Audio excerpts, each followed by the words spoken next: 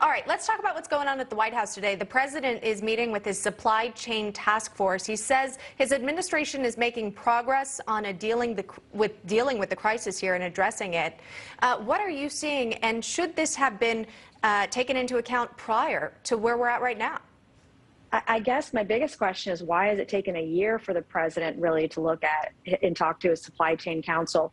When I was in D.C. just a few weeks ago, it was Republicans on the Transportation Infrastructure Committee that had a briefing with the supply chain industry regarding President Biden's vaccine mandates and how much damage that would do to the supply chain.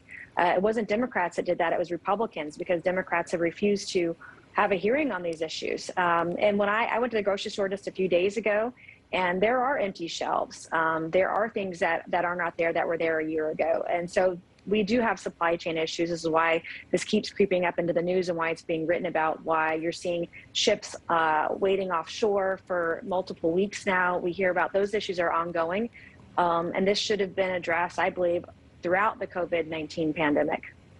We're prior also to this today. Sure, and getting around to it right in time for the holidays here, when you're waiting for your goods to come in and your gifts to arrive. Americans also, of course, facing rising inflation, 40-year record high, quite frankly. And this comes at a time when the Biden administration wants to spend more money through his social spending plan, the Build Back Better agenda. Senator Joe Manchin refusing to support it. Now the bill might not pass until 2022, maybe in a lesser form. Your thoughts on Joe Manchin, his decision to say no? Well, thank God for Senator Joe Manchin, who's been consistent on these issues. One of the reasons I got into this gig is that the lack of consistency with politicians when they get to D.C. He and Senator Kristen Sinema have been very consistent on this issue, and I'm glad to see him standing up and not towing the line to his party. I wish more people on both sides of the aisle would do that. Build Back Better in its current form is dead. We were told that it wouldn't add to the deficit. Come to find out, the Senate version will add almost $3 trillion to the deficit. It's time that the American people demand honesty and truth and facts when lawmakers are making these kinds of decisions, and not buy into what someone might say on Twitter, which would disguise what's really going on here. And this is going to be a very expensive bill. It will add to our deficit. It will increase inflation.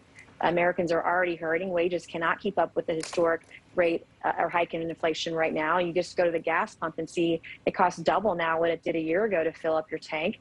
And the policies we're seeing, more spending and higher taxes is going to exacerbate the inflation. And make no mistake, inflation is taxation on the American people. Yeah. So